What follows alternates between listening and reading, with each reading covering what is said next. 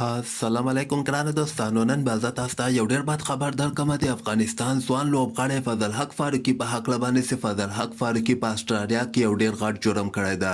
ویډیو تر اخره پورې وګورئ، په هر څه به تاسو پوه سئ. زه به تاسو ته وایم چې اسټرالیا نه یو ریپورټ راغلی ده چې د فضل حق فاروقي چې کوم جرم کړی ده دغه د بخښلو نه ده، او ځکه موږ دومره سخته فیصله د فضل حق فاروقي په هکله باندې اخیستلې ده.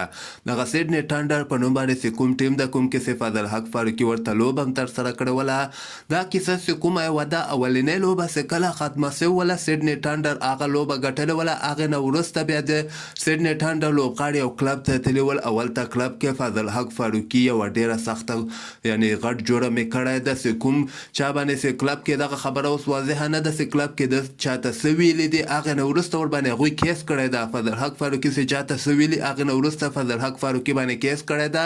اسټرالیا کرکټ بورډ نه چې کوم ریپورټ راوتلی ده، دوی وایي چې موږ دغه تېرو لږ شپو راهیسې دغه پلټنه کوو چې فضل حق فاروقي رښتیا په دغه ګناه کې ښکېل سوی ده او که دی بې قصوره ده.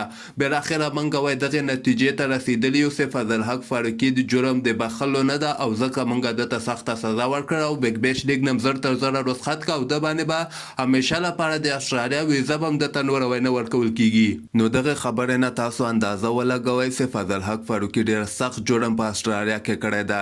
خیر نن چې کوم دغه ریپورټ اسټرالیا نه راغلی و، دغه یې ورکې لیکلي دي چې د فضل حق فاروقي په کلب کې څه کړي دي، خو دغه میدان نه بهر یعنې په کلب کې اسټرالیا کې کوم سخت جرم کړی ده، کوم په وجه باندې سیډني ټنډر دوی کانټریکټ یې ختم کړی ده او زر تر زره به دی افغانستان ته راولېږي. خپل نظر لاندې ما سره په کمنټ کې شریکولی سئ.